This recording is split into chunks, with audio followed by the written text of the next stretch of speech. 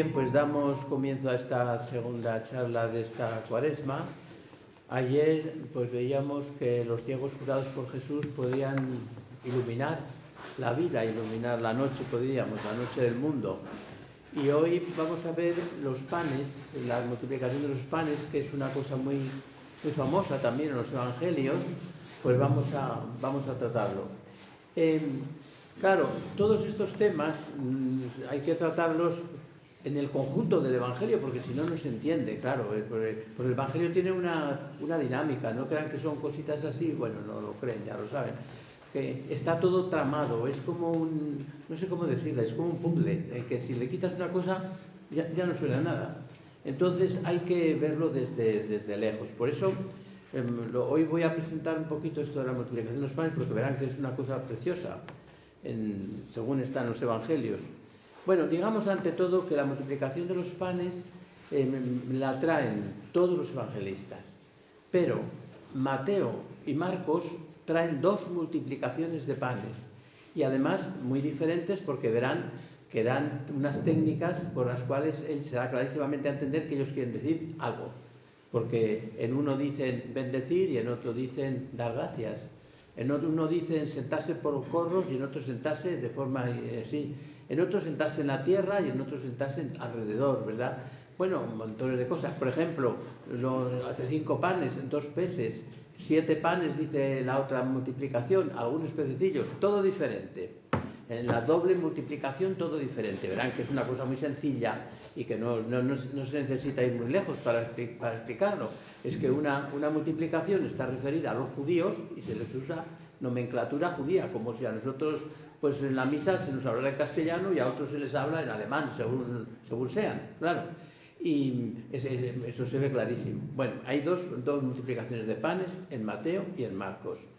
Juan solo tiene una, pero en esa una da a entender algunas cosas que conoce la doble multiplicación, la segunda. Y Lucas también tiene una también, dando también a entender esa realidad. Entonces, yo voy a seguir, porque si se siguen varias se puede confundir. Voy a seguir como base la multiplicación de los panes de Marcos, la doble, y después, si puedo, paso, o si me da tiempo, paso al Evangelio de Juan, porque Juan tiene cosas muy especiales. Habla de la multiplicación de los panes, pero luego habla del pan de vida. Resulta que termina hablando prácticamente de la Eucaristía después de la multiplicación de los panes, cosa que él no narra, ¿verdad? Como saben, San Juan no narra la institución de la Eucaristía, no la narra, pero tiene un capítulo entero en que habla solo del pan de vida. Entonces, si puedo, paso allí. Y si puedo también, paso después a unas frases que tiene Mateo en el Evangelio sobre el Padre Nuestro, en el que habla del pan, el pan supersustancial. Bueno, pues vamos ya a tratar estos temas. Pero primero les voy a leer, bueno, no lo voy a leer porque ya me voy a entretener mucho, entonces se lo explico y ya está. Hay en los evangelios sinópticos hay una cosa que llama mucho la atención y es la siguiente. El mar divide a unos y a otros. En la parte izquierda del mar, por así decirle, del mar, ¿cómo se llama? Del mar de Galilea, o mar de Tiberíades, como se llama, que es un lago, pero la parte izquierda del lago, diríamos así, mirando así, son judíos. La parte derecha son judíos mezclados con paganos y paganos. Entonces Jesucristo va a hacer ahí un juego enorme, pasando el lago, pasando a una parte del mar, pasando a una parte de otra, y lo llaman además mar. Lo llama además mar, Mateo, Marcos y Juan lo llaman mar, mientras que Lucas lo llama lago. Y lo llaman mar porque ellos de sobra saben que es un mar y que es un lago, pero es para dar a entender que Jesucristo ahí, en ese lago, hace las mismas historias que hacía Yahvé en el mar. Bueno, pues esto es una cosa. Pero a cada lado del mar hay una niña y otra niña. Hay la niña de Jairo, que es judía, y que no se nombra a la madre, pero se nombra a la hemorroísa. Eso sería larguísimo de contar. Y a la derecha, entre los paganos, hay una señora, la sirofenicia, que se le pone mal a la hija y la cura a Jesús. De todas formas, hay como 2 niñas. A las dos, a una se le dice que se la dé de comer y a otra no se le dice, pero prácticamente se da a entender, porque la madre dice que cuando dice Jesús, deja que los hijos se sacien y luego pues primero fue llamado a los hijos y después pues ya veremos más o menos, dice Jesús. Y dice ella, sí señor, pero también en las mesas de las casas, los perritos, a los que llamaban a los gentiles, los llamaban perritos, comen las migajas que se le caen de la mesa del niño, de los niños. Entonces a esa niña se le da en la multiplicación de los panes, porque inmediatamente viene la multiplicación de los panes. Entonces Jesucristo hace una multiplicación de los panes para esa niña. Y a la otra se le dice que se la dé de comer, lo cual llama mucho la atención, que después de resucitar una niña que empieza a caminar, que Jesucristo diga, dadla de comer, llama mucho la atención. Y un poquito más lejos, ahí viene la multiplicación de los panes. De modo que parece casi seguro que la multiplicación de los panes es para estas dos niñas, fundamentalmente. Luego se dice que es para dar de comer a la gente y tal, pero en la estructura del Evangelio. Entonces estas dos chicas están figurando la comunidad cristiana de Jesús, que no es la hemorroísa que ella quiso ser, porque, bueno, eso sería larguísimo, me estoy entreteniendo demasiado, sería larguísimo. La hemorroísa en el fondo quiso ser la elegida, y medio se enamoró de Jesús, da la impresión, en todo el relato, parece que sí. Y entonces Jesús no, la dijo que se fuera a su casa en paz, curada. Entonces la elegida era la hija de Jairo, porque Jesucristo la cogió de la mano, cosa que estaba prohibida, entró en casa, fue a donde estaba, que estaba en la cama, la levantó, la cogió de la mano, pues estaba prohibidísimo en la ley eso, que entrara un hombre y cogiera de la mano a una mujer extraña, ¿no? Bueno, pues esa es la elegida. Y además se usan allí dos o tres frasecitas que si se exprimen mucho y se reflexionan, hacen alusión al Cantar de los Cantares. Entonces, resumiendo, la figura de la iglesia judía cristiana, de los judíos que entraron en el cristianismo, es la hija de Jairo, y la cristiana pagana, la niña cristiana pagana, es la figura de la iglesia cristiana pagana. Por tanto, tenemos esas dos figuras que son importantes. Y junto a esas dos figuras están la doble multiplicación de los panes. Entonces vamos ya a entrar en el tema. En algún momento tendré que repetir un poco alguna cosilla porque es imposible no repetirla. Bien, la cena del Señor para la comunidad judía está en el capítulo 6, 30-44. La primera multiplicación de los panes la sitúa Marcos al regreso de la misión de los 12. Hace notar que el trabajo apostólico era tan grande que no les daba tiempo ni para comer. Por otra parte, se presenta a la muchedumbre ansiosa de la palabra. La referencia a la Eucaristía es innegable en la multiplicación de los panes, según admiten generalmente los escrituristas. Lo más llamativo es que toda la nomenclatura hace referencia al mundo judío, en este caso, ¿verdad? Luego, al final, no al final, sino cuando hable de la otra multiplicación, lo explicaré más detenidamente. Los números 5 son judíos, 5 panes, 2, 5.000, las fórmulas de bendición, así como la posible alusión a los Salmos 23 y 78. Situado el milagro, como decimos, después de la primera misión, nos enseña que el mensaje de Jesús está orientado a la maduración del hombre. Hemos dicho que anuncia la Eucaristía, pero también la comunión de bienes y la capacidad rehabilitadora de la doctrina de Jesús, que promete a sus seguidores alegría, familia, sociedad. Pero el proyecto no puede ir adelante sin la colaboración de los 12. Así como mera introducción. Y ahora leemos el pasaje de la primera multiplicación de los panes, a la que yo iré aludiendo alguna cosita. Luego al final se esclarecerá todo. Los apóstoles se reunieron con Jesús y le contaron todo lo que habían dicho y lo que habían enseñado. Él entonces les dice: venid también vosotros aparte a un lugar solitario para descansar un poco, pues los que iban y venían eran muchos y no les quedaba tiempo ni para comer. Y se fueron en la barca aparte a un lugar solitario. Pero los vieron marchar y muchos cayeron en la cuenta y fueron allí corriendo a pie de todas las ciudades y llegaron antes que ellos. Al desembarcar vio mucha gente, sintió compasión de ellos, pues estaban como ovejas que no tienen pastor. Esto realmente es una alusión al Salmo 23.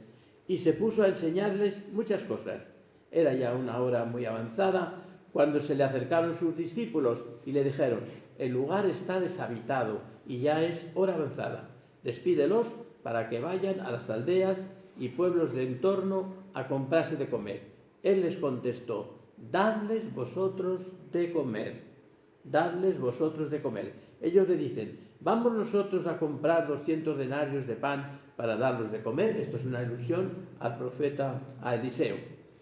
Él les dice: ¿cuántos panes tenéis? Ya veréis como en la otra multiplicación la respuesta es diferente. Y saber, después de haberse cerciorado, le dicen: 5 y 2 peces. 5 y 2 peces. Entonces les mandó que se acomodaran todos por grupos sobre la verde hierba. En verdes praderas me hizo recostar, ¿verdad? Y por grupos. Y se acomodaron por grupos. Mal traducción. Esto no está bien traducido. Porque al principio, o sea, en el texto griego se dice que se acomodaran por grupos y el Señor dice simposia, simposia. Simposia, simposia son grupos. Pero ellos se sentaron prasiaí. No dicen la misma palabra. Luego aquí el traductor no debiera haber traducido por grupos, porque tiene otra palabra delante. Y significa lo siguiente, según algunos. Jesús les dijo que se sentaran por grupos. Los judíos siempre se sentaban en grupo, los paganos indiscriminadamente. Bueno, se sentaron por cuadros. ¿Qué significa cuadros? Bueno, pues mire, para entenderlo así rápidamente, grupos es lo que hacemos cuando celebramos una Eucaristía, que ponemos el altar en medio, cosas así, nos ponemos los grupos. Cuadros es como están ustedes, sentados, es decir, independientemente cada uno. O sea, Jesús dijo: ¡ay, formar comunidad! Y ellos dijeron: bueno, vamos a comer, pero de eso de comunidad ya lo veremos. O sea, no se sentaron en comunidad. O sea, por grupos y por cuadros. Fíjese la diferencia de las traducciones que puede haber, ¿verdad? Y tomando a los 5 panes y los 2 peces y levantando los ojos al cielo, pronunció la bendición. Los judíos bendicen, los gentiles, o sea, los gentiles de cristianos, ¿verdad?, de helenocristianos, dan gracias. Por tanto, ya verán en la otra multiplicación como no dice bendecir, sino dar gracias. Partió los panes y los iba dando a los discípulos para que se los fueran sirviendo. También repartió entre todos 2 peces. Comieron todos y se saciaron, y recogieron las sobras 12 canastos llenos. Ya verán que allí no son canastos, son espuertas, porque el canasto, el cesto, era una cosa muy propia de los judíos, de tal manera que algunos romanos llamaban a los judíos los hombres del cesto. Pero ven, está aquí la nomenclatura, toda es totalmente judía. Los que comieron los panes fueron 5.000, otra vez estaba con el 5, y hombres, varones, es el ambiente judío. Ya verán como en el otro sitio se dice otra cosa, se dice 4.000 y otra cosa. Bien, como es sabido, Marcos narra 2 veces la multiplicación de los panes. La terminología utilizada es diversa en ambos. Veremos que a través de ella podremos detectar que una se dirige al mundo judío y otra al pagano. Y atiende Jesús al requerimiento del doble grupo de seguidores, y muy posiblemente en la redacción de Marcos se tienen presente las 2 tendencias que tan claramente se detectan en los Hechos de los Apóstoles. En la Iglesia siempre ha habido esta cosita, un grupito que es tipo judío y otro que es tipo más pagano. Ahora modernamente se distinguen, ya no somos judíos y paganos en la Iglesia, somos conservadores y progresistas, lo mismo da, llámanlo como quieran, pero así toda la vida. Esto no ha habido quien lo quite. Desde que nacimos así, pues ya así, pues ya no tiene remedio, irá así todo. Bien. En la primera multiplicación se trata de 5 panes. Bueno, eso ya lo voy a explicar después más detenidamente. En la primera se bendice, etcétera, pasamos esto y hacer ver. La primera nomenclatura es totalmente judía y la segunda ya es pagana. Diríamos que en esto están de acuerdo todos los autores. Y de aquí viene después una cosa muy bonita, y es que inmediatamente después de la multiplicación de los panes, Jesucristo, el suceso tan extraordinario de la multiplicación de los panes, podría haber enorgullecido a sus discípulos. Claro, los discípulos estaban pensando en un Mesías. Piensen que aquí estamos en el capítulo 6, y ayer les hablé en el capítulo 8 del ciego de Betsaida. y que presenta a los discípulos todavía con visiones terrenas. Jesús a San Pedro lo llama Satanás, porque piensas como los hombres, no como Dios. Entonces, ¿qué hizo Jesús? Enseguida les mandó retirarse y emprendieron una marcha por el lago. El suceso tan extraordinario de la multiplicación de los panes podría haber enorgullecido a sus discípulos. Por eso les retira rápidamente de la gente. Además, se trataba de un gesto profético que había que interpretar después, porque estos lo habían tomado inmediatamente como mesiánico. De hecho, San Juan dice que muchos vinieron para querer hacerle rey, cuando hizo la multiplicación de los panes. Para obviar este malentendido, lo mejor era que la gente se dispersara y que los discípulos no estuvieran entre ella. La manifestación en el mar, en que Jesucristo habla de yo soy, habría que leer estas cosas, ¿verdad? Cuando se encrespa el mar y todo eso de que se encrespa, vamos, el lago se encrespa y se pone tan furioso que Jesús tiene que pararlo y Jesús habla, cuando ellos están llenos de temor, Jesucristo dice yo soy, que es la afirmación de Yahvé. Quiere poner el relieve de la multiplicación de los panes en una fuerza sobrehumana, pero al mismo tiempo quiere poner de relieve la tentación, en el momento, ¿verdad?, del triunfo, la tentación profunda que pueden tener los discípulos. Le sitúa en la esfera de lo divino, con lo que el hecho anterior cobra una mayor densidad. Jesús hace esta portentosa declaración después de la misión de los 12 y de la multiplicación de los panes. Con ello revela el origen de dónde dimanan estas potestades. Es decir, hay una confesión de Jesucristo como yo soy en pleno mar, al estilo de Yahvé, ¿verdad? O sea que la multiplicación de los panes lleva a la confesión y a la divinidad de Jesús. En la escena puede fácilmente descubrirse un tupido trasfondo bíblico referente al poder de Dios, o sea, una escena llena de asociación hacia el Antiguo Testamento. Entonces aquí aparece la majestad de Jesús al descender, que dicen que todos le querían tocar porque salía de él, un hombre divino, salía de él una fuerza que curaba a todos. Y por eso ahora, inmediatamente después en el Evangelio, Jesucristo aparece como Dios legislador, cuando pregunta allí a los fariseos que unas cuestiones de Moisés y él toma decisión y declara todos los alimentos limpios, puros, hace una declaración de Dios. Esto lo pasamos, pero es muy interesante ver cómo sale ahí toda esa realidad. Bien, y entonces ya llega Jesús a los gentiles. Vamos pasando para llegar a la otra multiplicación. Llega a los gentiles y tenemos aquí ese momento tan bonito, ¿verdad?, de el encuentro de Jesús en territorio gentil con una pagana, la curación del tartamudo sordo, símbolo del paganismo, y el banquete que se ofrece a los paganos, que se puede llamar el banquete de los perritos.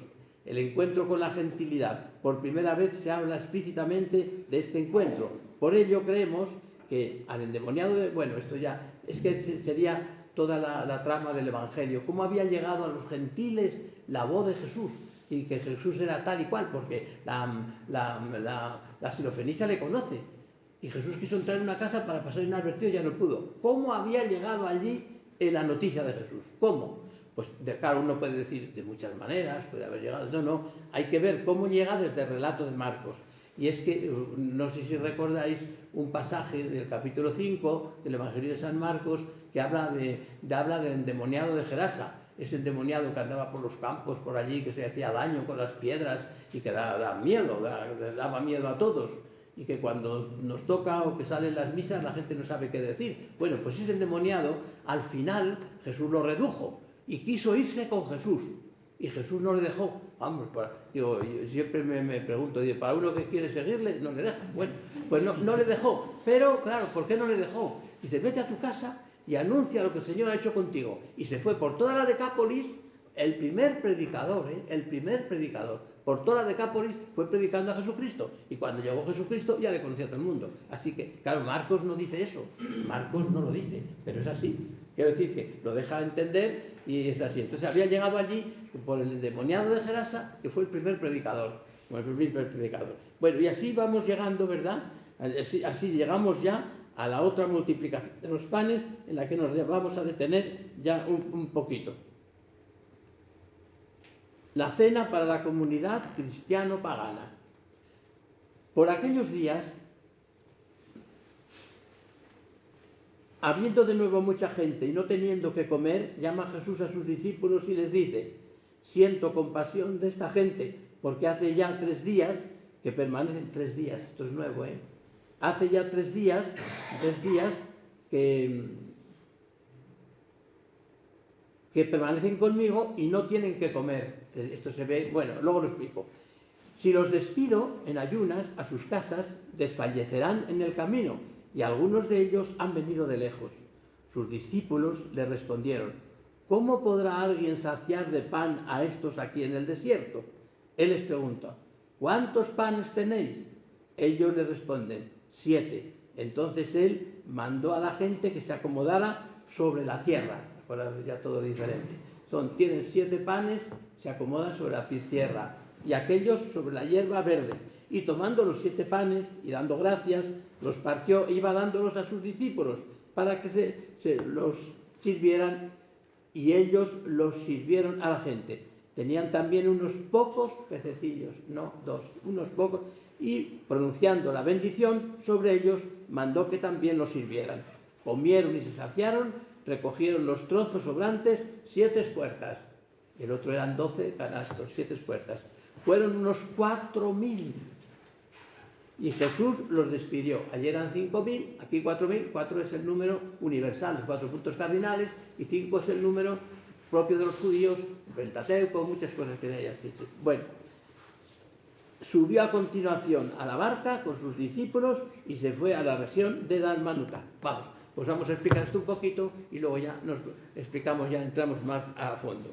Cada vez que se va haciendo más común no entender el doble relato de la multiplicación de los panes como un simple duplicado, sino como artificio literario surgido de la tradición histórica para expresar el sentido de Jesús, la Eucaristía, la comunión de bienes y la propia multiplicación de los panes para la doble comunidad judía. Las diferencias con la primera son muy notables y todas ellas apuntan a una tradición helenística o pagana. He aquí las principales. Por aquellos días, esto no se dice aquí, por aquellos días es la idea de los profetas, que vendrán días, dice el Señor, vendrán días, el futuro, ¿no? Esto está en la segunda multiplicación, por aquellos días, omitido en la primera multiplicación. Aquí se habla de que hace ya 3 días que están con Él, 3 días que están con Él. Y algunos han venido de lejos, qué bonito, nos vendrán de lejos, etcétera. Esto está hablando ya de la resurrección de Cristo, claro.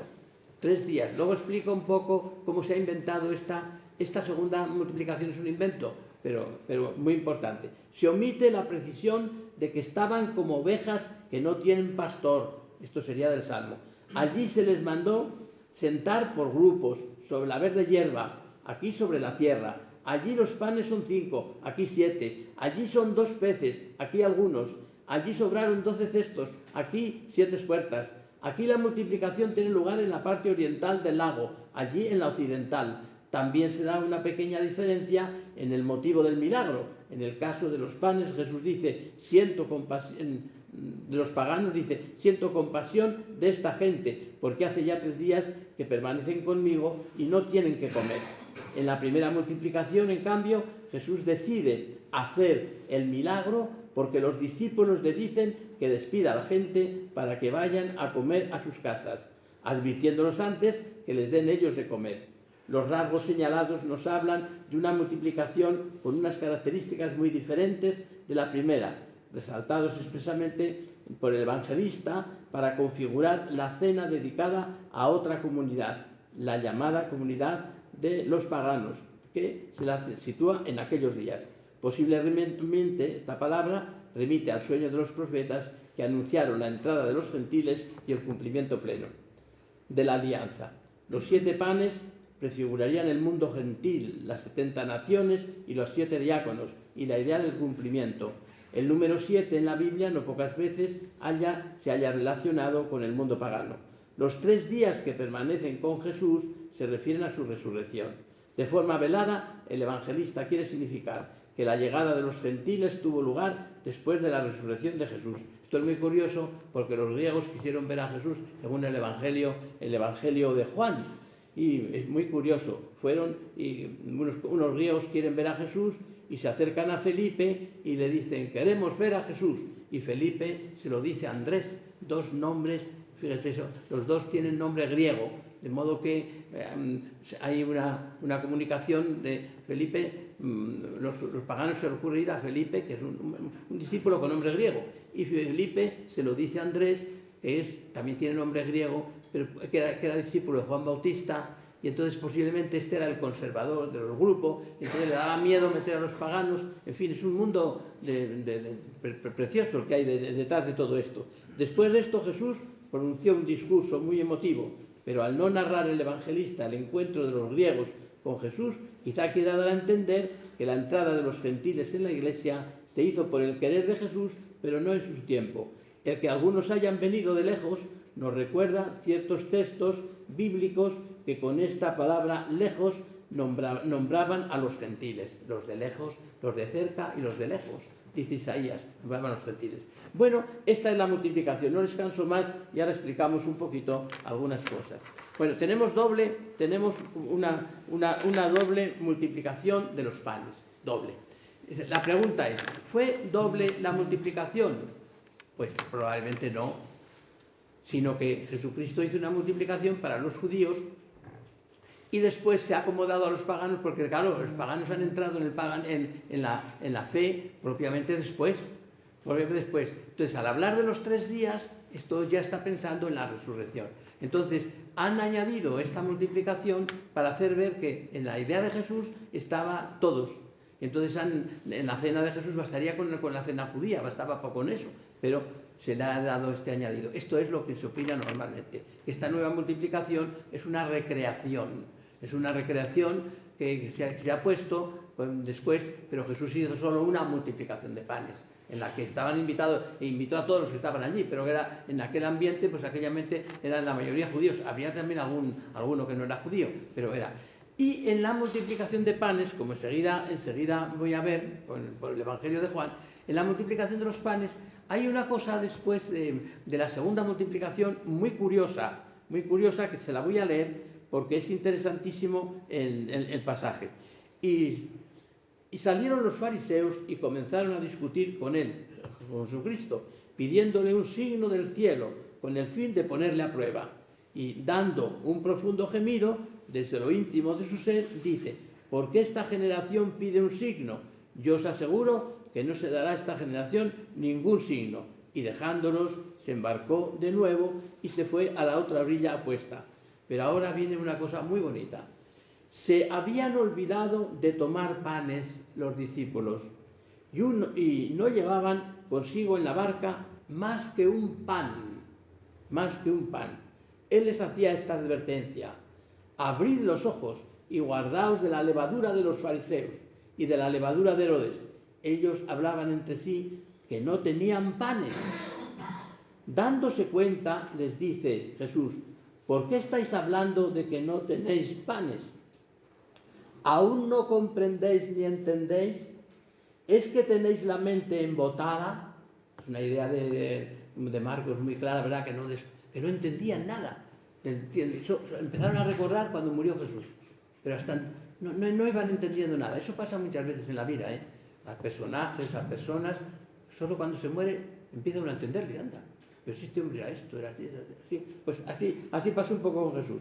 Teniendo ojos no veis, teniendo oídos no oís. ¿No os acordáis de cuando partí los 5 panes para los 5.000? Esta palabra es clave. Partí. Eso está señalando la Eucaristía clarísimamente. O sea, la figura, los panes están significando la Eucaristía. La idea de partir no está en la idea solo de multiplicar, sino partió el pan. Eso era una cosa que lo tenían, pero muy metido en la cabeza, en la primera comunidad cristiana, el partir el pan. De hecho, los de Maús le conocieron al partir. O sea, de una forma especial que tendría Jesús de hacer eso. Y al partir. Y al hablar aquí de partir, y llevaban solo un pan. y empezaron a decir, ¡ay, se nos ha olvidado, no tenemos más panes! Acababa de haber una multiplicación y estaban con esto. Y Jesús se enfada y le dice, ¿no os acordáis cuando partí los 5 panes para los 5.000? ¿Cuántos canastos llenos de cestos recogisteis? 12, le dice, y así todo. Y cuando partí los 7 entre los 4.000, ¿cuántas espuertas llenas de trozos recogisteis? Fíjese cómo distingue bien cestos y espuertas. Número de 5.000, 4.000. Y partí. En los dos partí. Entonces, esta idea de partí, pues le dicen 7. Y contestó, aún no entendéis. Aún no entendéis, les dice. Bueno, este pasaje es muy bello porque nos explica que ya en la misma estructura de la multiplicación de los panes está la idea de Eucaristía. Entonces, claro, en la idea que después, más tarde, se hace la idea de convite, pero toda esta idea, esta realidad de la multiplicación lleva consigo una idea de Eucaristía.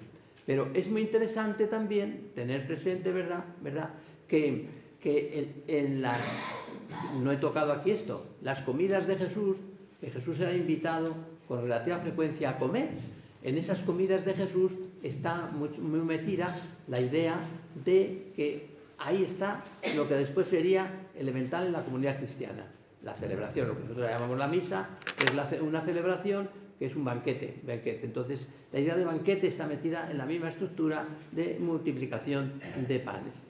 Y para verlo más claramente, pues vamos a ver un pasaje del Evangelio de San Juan.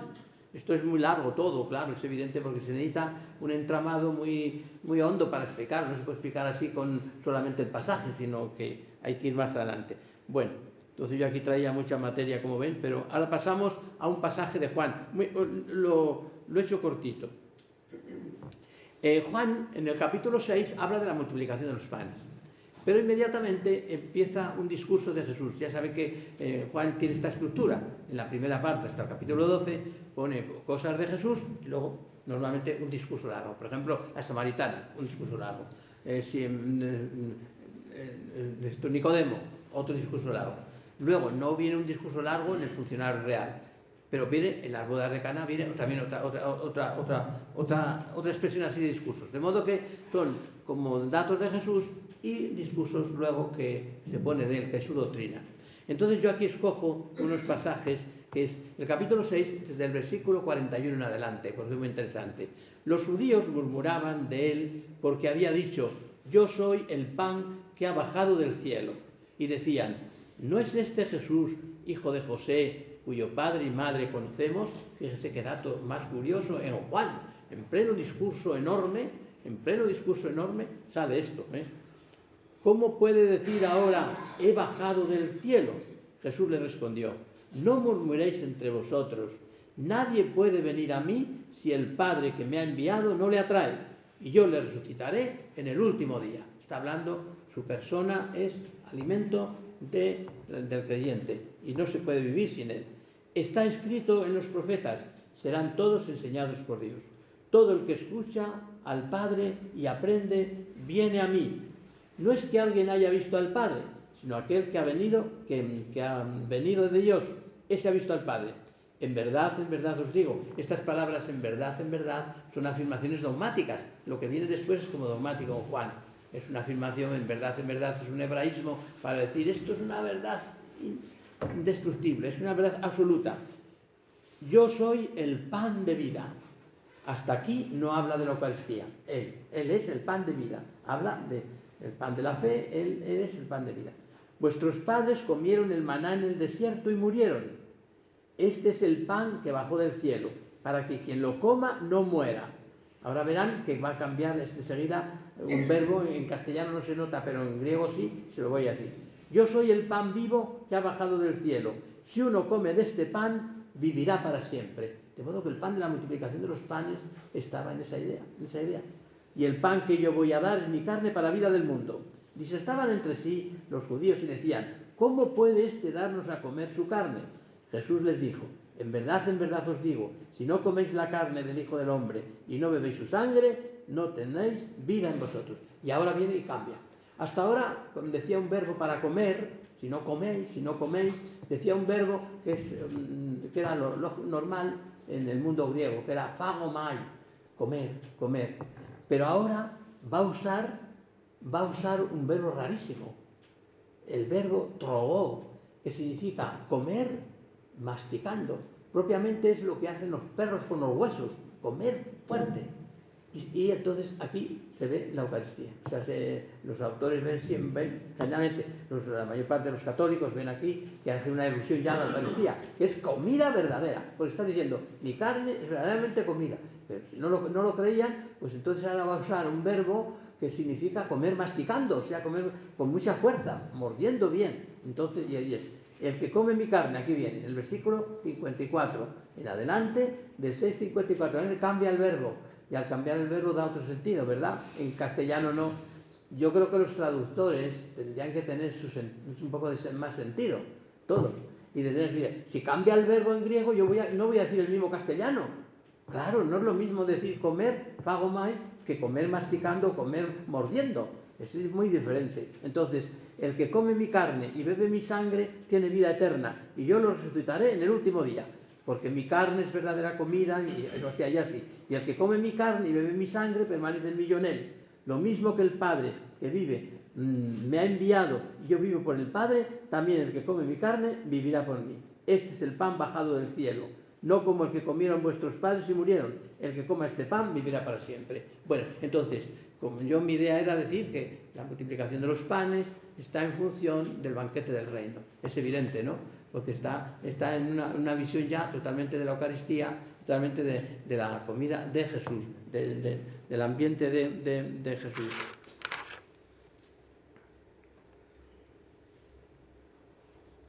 Vamos a ver ahora, para ver toda la idea de los panes, pues dejamos ya esto de Juan, que realmente pues, ha hecho desde la multiplicación, ha hecho un discurso en el que ha ido haciendo ver Jesucristo es verdaderamente comida, y después ha dado otro paso y ha dicho es verdaderamente la Eucaristía, la celebración, o sea, su cuerpo, verdaderamente cuerpo. Entonces, la multiplicación que ha hecho de los panes está significando esta realidad, que la puso en contexto de cómo el ser humano tiene que, para crecer, para desarrollarse, para poder vivir, tiene que comer de esta carne. Pero ahora yo voy, antes de terminar, ya voy a terminar enseguida, voy a pasar a un pasaje del Padre Nuestro muy bonito. Nosotros decimos en el Padre Nuestro, decimos el pan de cada día, dánosle hoy. Otra traducción hecha un desastre. Bueno, el pan de cada día, dánosle hoy. Bueno, o sea, la Santa cuando empezó a explicar esto dice, pero el pan de cada día, dánosle hoy, si es el pan de cada día. Bueno, bien, entonces vamos a ver. Que aquí hay una cosa muy importante. Mateo dice que se nos dé hoy el pan. Ese pan de cada día que se nos dé hoy, semeron. Lucas nos dice que se nos vaya dando cada día, que no se nos dé todo, sino lo que necesitemos, una cosa muy bonita, cada día. Pero el problema no está en esto, el problema está en lo siguiente, en el pan nuestro de cada día. Ahí está el problema. Ese de cada día, en griego es epiousium, ese que significa supersustancial. Esta palabra griega no se usa nada más que en el Nuevo Testamento y no podemos acudir a ningún pasaje porque la han usado ellos. Al pie de la letra, epi es sobre, usión, sustancia, sobresustancial. El pan sobresustancial, dánosle hoy. ¿Qué es este pan? Palabra de difícil traducción, inexistente fuera del Nuevo Testamento. Yo aquí en Jeremías lo interpreta como pan del mañana, del que hablaban los judíos, banquete de la salvación que incluye el pan material. Un judío, en la antigüedad, hay algunos libros sobre la Eucaristía muy bonitos, normalmente un judío, así religioso, cuando está comiendo el pan material, se acuerda del espiritual. Y cuando está con lo espiritual, se acuerda del material. De modo que no se pueden separar. Hay como una unidad total. Cuando come, se acuerda del reino. Y cuando está en celebraciones, que no come, se acuerda de comer. O sea, está muy bien. O sea, es como una llamada muy fuerte, que cae muy bien aquí en este misterio de la multiplicación de los panes. Entonces, yo aquí Jeremías, que es judío, es un alemán, pero de descendencia judía, lo interpreta como pan del mañana, banquete de la salvación que incluye el pan material. Esta palabra da a entender que se trata de un pan especial. Por tanto, cuando rezamos el Padre Nuestro, pedimos la Eucaristía, y yo me pregunto, ¿está toda la gente que reza el Padre Nuestro y luego no viene a misa y puede? ¿Cómo se cuece esto? O sea, está diciendo, el pan nuestro de cada día, danoslo. El pan nuestro son los dos panes, el material y el espiritual. El espiritual incluye la Eucaristía y luego la relación con Cristo, evidentemente. Pero si tú estás pidiendo el Padre Nuestro, dánoslo cada día, y tienes la misa al lado y no vas, pues vaya una gracia que tiene esto, ¿no? Bueno, pues bien. Esta palabra da a entender que se trata de un pan especial, no solo de pan vive el hombre, etc. Jesús habla del pan de la palabra como verdadero sustento del hombre, pero ello no le impide multiplicar el pan material. No andéis pues preocupados que comeremos, que beberemos, etc. Además del pan material, se pide el reino que viene, la palabra de Dios y el cuerpo de Cristo. En el material se incluye el espiritual, pues es su símbolo, diríamos.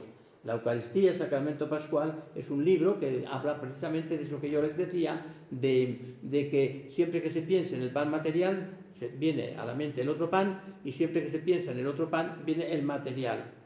Al decir Lucas de cada día, alude veladamente a Éxodo, que recogían el maná solamente lo que necesitaban cada día, o con otras palabras de Lucas, que acudían al templo cada día.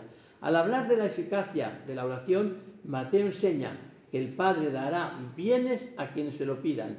Lucas dirá que dará el Espíritu Santo, ¿no ve? Unen bienes. Por lo demás, las comidas de Jesús preanunciaban el gran banquete del reino. Y no me da tiempo ya, porque ya ves la hora, a explicar un pasaje muy bello. Le voy a dedicar 2 minutos y termino, para redondear toda esta realidad de lo que significan los panes, ¿verdad? Y lo que significa la multiplicación de panes, que no era solo dar de comer, alimentar, sino que era dar el Espíritu, dar Jesucristo todo. Estaba dándose ya en esa comida. En esas comidas, ya en los Evangelios aparece Jesucristo como entregándose. Casi como la Eucaristía, por así decirlo, pero no es así, pero casi. Bueno, y me estoy refiriendo a un pasaje del Evangelio de Juan, en el capítulo ya 21, que habla de un acontecimiento muy bonito, en que hay una multiplicación de peces. Es la siguiente. Después de esto se manifestó Jesús otra vez a los discípulos a orillas del mar de Tiberíades. Se manifestó de esta manera. Fíjese, ahora ya se manifiesta en Tiberíades, ya no en el mar de Galilea, porque ya la iglesia está abierta a todos los pueblos. Estaban juntos Simón Pedro 1, Tomás 2, llamado el mellizo, Natanael de Caná de Galilea 3, 2 de los Zebedeos 5 y otros 2 de sus discípulos 7, solo 7 ya, porque la iglesia ya no es judía, se ha liberado de esto y ya son 7, no son 12, son 7, porque el número 7 es del número que representa a los paganos. Simón Pedro les dice: voy a pescar. Le contestan ellos: también nosotros vamos contigo. Fueron y subieron a la barca, pero aquella noche no pescaron nada. ¿Por qué se imaginan que no pescaron nada aquella noche? Es fácil. Pues porque a Pedro se le ocurrió ir a pescar sin invocar a Jesús, sin tenerle presente a Jesús, como si fuéramos aquí una empresa. Y así nos pasa siempre, ¿verdad? Vamos a pescar, no viene Jesús, pues no se pesca nada. Cuando ya amaneció, estaba Jesús a la orilla, pero los discípulos no sabían que era Jesús. Díceles Jesús: muchachos, ¿no tenéis nada que comer? Le contestaron: no. Él les dijo: echad la red a la derecha de la barca y encontraréis. Esto me llevaría mucho tiempo explicar lo de la derecha. La echaron pues y ya no podían arrastrarla por la abundancia de peces. El discípulo a quien Jesús amaba dice entonces a Pedro: es el Señor. Entonces Simón Pedro oyó ese Señor. Cuando oyó Pedro ese Señor, se puso el vestido, pues estaba desnudo, y se lanzó al mar. Yo nunca he visto que para ir al mar uno se vista. Bueno, pero aquí es muy interesante. No dice el texto griego se puso el vestido, se ciñó el vestido. ¿Y qué quiere decir esto? Que hizo lo mismo que Jesucristo el día del lavatorio de los pies. Se ciñó la toalla. Él se ciñó el vestido, la túnica, se ciñó. No estaba en disposición de pescar, estaba en una disposición todavía muy personal, y en este momento se desviste todo eso y se ciñe y se tira al mar, Los demás discípulos vinieron en la barca arrastrando la red con los peces, pues no distaban mucho de la tierra, sino unos 200 codos. Nada más saltar a la tierra, ven preparadas unas brasas y un pez sobre ellas y pan. Siempre el pan. Y pan. Pues el pez y el pan era el símbolo de Jesucristo, ¿verdad? Díceles Jesús: traed algunos de los peces que habéis pescado. Subió Simón, Pedro, y sacó la red a tierra, llena de peces grandes, 153, y aun siendo tantos, no se rompió la red. Jesús les dice: venid y comed. Ninguno de los discípulos se atrevió a preguntarle: ¿quién eres tú?, sabiendo que era el Señor. Viene entonces Jesús, toma el pan y se lo da, y de igual modo el pez. Esta fue la tercera vez que Jesús se manifestó a los discípulos después de estar entre los muertos. Pero yo quiero aquí resaltar una cosa, y nada más ya termino. Bueno, tenemos Jesucristo da el pan y el pez. Casi todos ven aquí una Eucaristía, es una cosa curiosísima. Una Eucaristía con pez, no sé, eso es muy raro. Pero bueno, el pan está ahí. Pero lo más llamativo de esto es una cosa muy curiosa, que dice Jesucristo: traed de los peces que habéis pescado. Claro, los peces que han pescado no crean que eran peces, esto no se trata de peces, esto es una misión, porque 153 peces grandes significa que han recogido toda clase de peces, pero están significando hombres y mujeres. Y cuando dice Jesucristo: traed algunos de los peces que habéis pescado y traedlos aquí, y comieron todos. Entonces, claro, eso indica que es muy raro, es muy complicado esto, pero eso indica que hay una comida que en la que también se comen las personas. O sea, no solamente se come a Jesucristo, sino que también entran las personas. Evidentemente no solo la Eucaristía, pero está muy cercano todo esto, O sea, de los peces que habéis pescado, juntad con este pez que soy yo y comemos todos. Hay que comer de esto. Y entonces hay como la fraternidad metida en Cristo, de alguna manera. La comunión no puede estar sin comunar con el otro. Se podían sacar muchas cosas de aquí, pero no así soñando o imaginando, sino que están aquí, están metidas. Este pasaje es uno de los pasajes más bellos que yo he visto en la Biblia, ¿no? Donde hay tanta unidad de Jesucristo y el pan está ahí en medio. Bueno, pues así terminamos ya esta charla. No he dicho ni la mitad de lo que os quería decir, pero aquí está, ya lo habéis entendido. Así que terminamos la charla.